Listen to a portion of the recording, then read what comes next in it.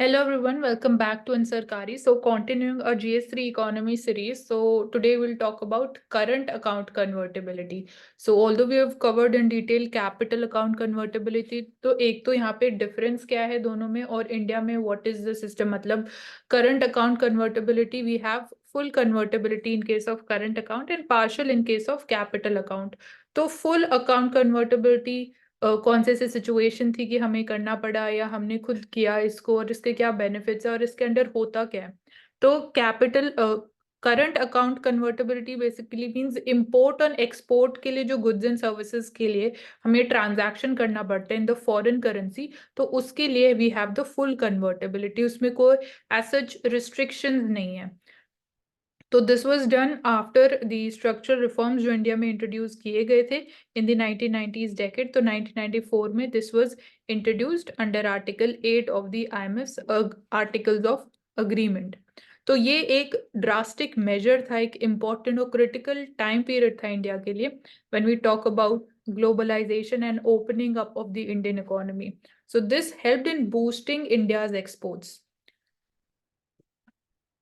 सो foreign exchange reserves की अगर हम बात करते हैं, there are several components of these reserves. So committee on balance of payments, this we have covered before also. This was under the chairmanship of C Rangarajan sir, who also was the chairman of the committee on poverty estimation, poverty line estimation. So उन्होंने recommend किया कि जो हमारा target है for the foreign exchange reserves वो एक fixed amount या fixed एक टारगेट होना चाहिए कि इतने कंट्री के पास फॉरेक्स रिजर्व्स होना इंपॉर्टेंट है, so as to accommodate imports of 3 months. तो जैसे कि we have the strategic oil reserves, तो यहाँ पे भी फॉरेन एक्सचेंज रिजर्व्स हैं कि 3 महीने के लिए इतना हमारे पास रिजर्व होना चाहिए फॉरेन करेंसी का कि हम 3 महीने का इंपोर्ट कर सके अगर कोई फ्यूचर में प्रॉब्लम भी आती है। तो this became important even for the financial stability of the country. तो according to this committee there were several factors which were important to be taken into account कि क्या डिजायरेबल लेवल ऑफ रिजर्व्स होना चाहिए। And everyday currently अगर हम बात करते हैं तो वी शुड नो कि इंडिया का फॉरेक्स रिजर्व्स कितना है, तो it stand at $620 billion। So it is rising. ये भी रिफ्लेक्ट कर रहा है कि the strength of the Indian economy, जो इन्वेस्टर्स इंडिया में कॉन्फिडेंस शो कर रहे हैं। सो सीजनल फैक्टर्स जो बैलेंस ऑफ पेमेंट पे इम्पैक्ट कर सकते हैं, that is important, like monsoon condition of India, और ऐसा कभी हो कि डोमेस्टिक सप्लाई कम हो रहा है तो हमें चीजें इंपोर्ट करनी पड़ेगी, फूड ग्रेन्स इंपोर्ट करने पड़ेंगे, तो this is important. Then amount of foreign currency reserves which is required to counter speculative tendencies या anticipatory actions amongst the players in the foreign exchange market। तो यहाँ पे speculative tendencies जो हैं, this is associated with the trade in the foreign currency so as to earn more profits। तो ये speculative tendencies को counter करना एक important पार्ट है। And then capacity to maintain the reserve so that जो हमारा कॉस्ट ऑफ कैरिंग लिक्विडिटी है वो मिनिमल होना चाहिए। तो कॉस्ट की यहाँ बात हो रही है, लिक्विडिटी इंपॉर्टेंट फैक्टर है बट वो किस कॉस्ट पे हम उसको मेंटेन कर रहे हैं, तो कॉस्ट मिनिमम अमाउंट की होनी चाहिए। तो ये 3 इंपॉर्टेंट फैक्टर्स हैं। सो अंटिल 1991 जो हमारी पॉलिसी थी of maintaining foreign exchange reserves, that was based on जो हमारी ट्रेडिशनल अप्रोच थी, एंड दैट वाज कि इतना एक appropriate level of import cover होना चाहिए वो in terms of the number of months of import which is equivalent to the reserves. तो मतलब यहाँ पे एग्जैक्ट टाइम पीरियड तो मेंशन नहीं है कि कितने टाइम पीरियड के लिए we had the import cover. तो इस पे प्रीलिम्स में क्वेश्चन आ चुका है, इंपोर्ट कवर का मतलब यही होता है कि 3 महीने का, जैसे अभी सी रंगराजन कमेटी की रिकमेंडेशन थी कि 3 महीने का इंपोर्ट कवर होना चाहिए। तो फॉरेन एक्सचेंज एसेट्स ये एक पार्ट है फॉरेन एक्सचेंज रिजर्व्स का। तो फॉरेन करेंसी एसेट्स जो हम टर्म यूज करते हैं, so this is one of the components of forex reserves. So the reserves जो हैं these are held by central bank, that is RBI in India, including और क्या बाकी कंपोनेंट्स है फॉरेक्स रिजर्व्स के, gold is there, SDRs which are maintained by IMF, and जो हमारी reserve position है IMF में, तो ये दोनों डिफरेंट है, SDR and reserve position in IMF, and जो foreign bonds and treasury bills are also part of it. तो फॉरेन करेंसी एसेट्स जो है, so we maintain a basket of currency में foreign currency assets, it is not just in US dollars. हम हमेशा बात करते हैं इन टर्म्स ऑफ जो वैल्यू की बात है, जैसे हमने $620 बिलियन बोला इंडिया का फॉरेक्स रिजर्व है, तो इवन जो बाकी करेंसीज की वैल्यू है उसको हम डॉलर में कन्वर्ट करके कलेक्टिवली बात करते हैं कि यूएस डॉलर्स में इतनी वैल्यू है। तो इसका मतलब ये नहीं कि खाली यूएस डॉलर ही करेंसी हम एज अ रिजर्व रखते हैं, तो बाकी जो करेंसीज है that includes euro, pound sterling, Japanese yen. And then कौन से फैक्टर्स हैं जो इम्पैक्ट करते हैं फॉरेन करेंसी एसेट्स की वैल्यू पे? तो purchase and sale of foreign exchange by the RBI, तो इसका इम्पैक्ट होता है एक्सचेंज रेट के ऊपर। जैसे आरबीआई इंटरवीन करते हैं फॉरेक्स मार्केट में, suppose rupee is depreciating right now, तो RBI is intervening by selling US dollars, तो उसकी वजह से रुपी और डेप्रिशिएट नहीं होगा, या वी कैन से कि रुपी will either stop at that level or it would start appreciating to some level। तो इसी से हमारा जो फॉरेन करेंसी एसेट्स की वैल्यू है वो भी चेंज होगी। Second factor is income which is arising out of the deployment of the foreign exchange reserves. And income मतलब कि फॉरेन एक्सचेंज रिजर्व्स में जैसे हम इन्वेस्ट भी कर सकते हैं, ट्रेडिंग भी हम बोलते हैं, तो जो इनकम है वो भी इम्पैक्ट होती है। Third is external aid receipts of the central government, क्योंकि एक्सटर्नल फॉरेन एड अगर हम रिसीव कर रहे हैं तो that is going to be in foreign currency. और and the changes on account of revaluation of the assets, तो revaluation भी it is talking about exchange rate fluctuations जो हो रही है in the market, because exchange rate भी से India में मैनेज फ्लोटिंग सिस्टम हम फॉलो करते हैं, तो it keeps on changing according to demand and supply, according to the market forces. तो रीवैल्यूएशन, टाइमली रीवैल्यूएशन की जाती है इन ऑर्डर टू मेजर की फॉरेक्स रिजर्व्स की वैल्यू कितनी चेंज हो रही है। सो सपोज यहाँ पे एग्जांपल है 1998 का, जब हमने पोखरण न्यूक्लियर टेस्ट किया और इंडिया के ऊपर इकोनॉमिक सैंक्शंस इम्पोज कर दिए गए, तो ये एक इम्पॉर्टेंट टाइम पीरियड था कि हमारे पास उस टाइम पे कितने फॉरेक्स रिजर्व्स थे। So this led to the launch of Resurgent India bonds, which resulted in accretion of foreign currency assets worth this much amount। And मतलब हमने रिसर्जेंट इंडिया बॉन्ड्स के थ्रू पैसा रेज किया फिर market में। And उस time पे RBI के जो गवर्नर थे बिमल जलन, इन 2000 he said this was specifically the term used by him, the Gudotti-Greenspan rule, which argued कि जो reserves हैं should be adequate to cover 1 year's import and capital flow requirements। तो यहाँ पे भी 1 year import cover की बात की गई by him, गिवन कि कितना मतलब उस टाइम पीरियड पे जो हम बात करते इंडिया की जो इकोनॉमिक पोजीशन थी एंड साथ में सैंक्शंस इम्पोज करते गए, तो it became challenging for India. And in India we are taking into account liquidity as well as import requirements, हमें कितना इम्पोर्ट डिपेंडेंट है, तो उसके हिसाब से भी हमारा फॉरेक्स रिजर्व्स का लेवल होना चाहिए। And third is unforeseen contingency in the management of the reserves.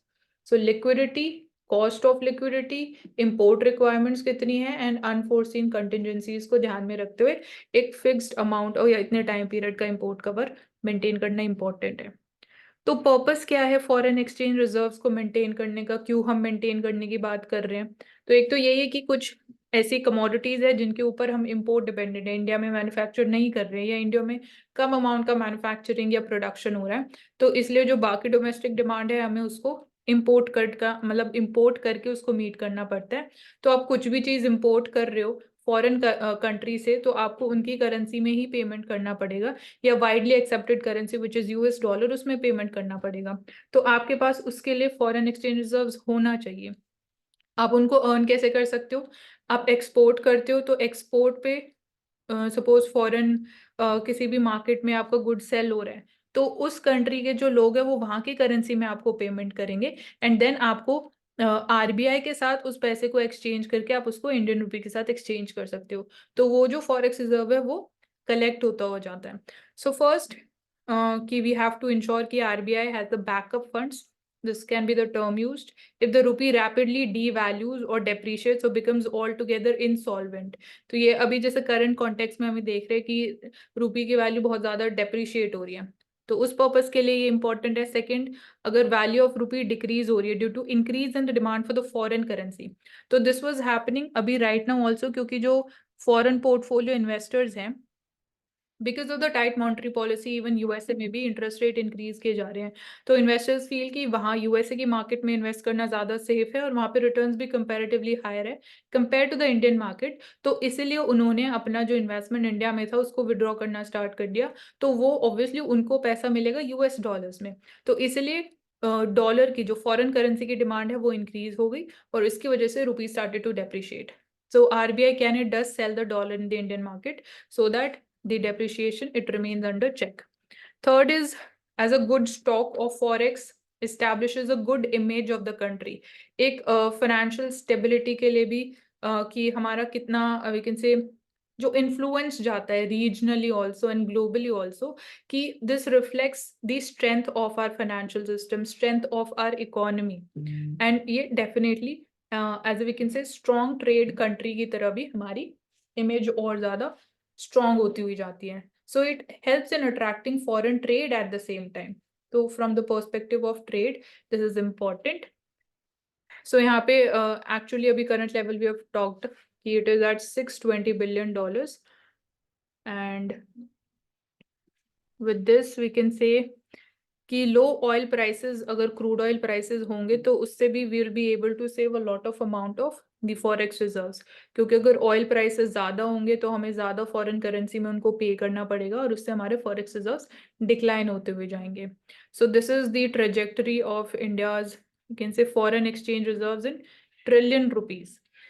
So 2012 से we have the data, it was at 15 trillion rupees, and 2020 तक till May. So before we can say the actual lockdown is started, forex reserves का level was 37 trillion rupees. So we can say कि जो trend है consistently it is an upward trend. So this is what we can say. So इसके अलावा यहाँ पे जो reasons है, इंडियन फॉरेस्ट 2012 से 20 शोज की इंक्रीज इनफ्लोज पास due to the Jio deals. मतलब एफडीआई भी अगर इंडिया में ज्यादा आ रहे हैं तो forex reserves would increase. FII inflows, foreign institutional investors, FPI और पी नोट्स हमने इस केस में डिस्कस किया था. तो these are the factors which contributes to the increase in forex reserves. So reserve holdings in India, we talk about this. So US billion dollars में this is the amount. Reserves to GDP ratio is the orange graph जो हमें show कर रहा है, which is right scale पे it is there. So it is somewhere we can say average it is at 60% since 2003-4. तो इतना reserve holdings है, reserves to GDP ratio, मतलब कि 60% ऑफ जो हमारी जीडीपी है उतना forex reserve as a part of we can say कि रिजर्व हमने होल्ड किया हुआ है. एंड रिजर्व्स एक्सक्लूडिंग गोल्ड, अगर गोल्ड को भी हम हटा दें क्योंकि गोल्ड भी एक इम्पॉर्टेंट पार्ट है, तो then also it is somewhere at this level we say 250 US billion dollars. So this is although up till 2015-16, उसके बाद भी we can say कि trend it would have been somewhere around this level only. So that's all in this particular part of the video. We can take up the doubts.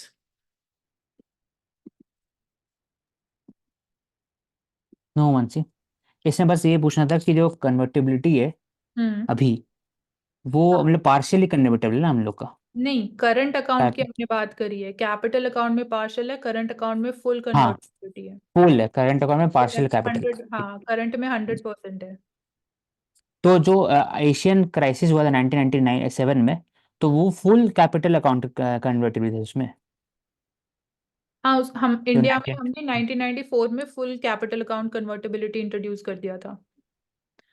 Capital account converted full sorry, current India. Account, current account हाँ, current account. 1994 मैं में. बता रहा हूँ कि जो ए south east Asian crisis हुआ था ना 1997 में, 7 में, तो हाँ. उसमें उन लोग का फुल कैपिटल अकाउंट हाँ, कन्वर्टेबिलिटी था. वो मेजर रीजन है. हाँ, यस. ठीक. हाँ, वो उसकी वजह से कैपिटल अकाउंट.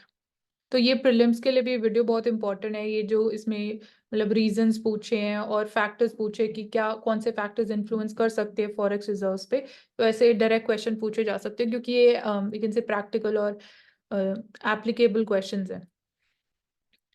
तो Karuna, if you have any doubts. Okay, so that's all in this particular video, and do subscribe to Ansarkari.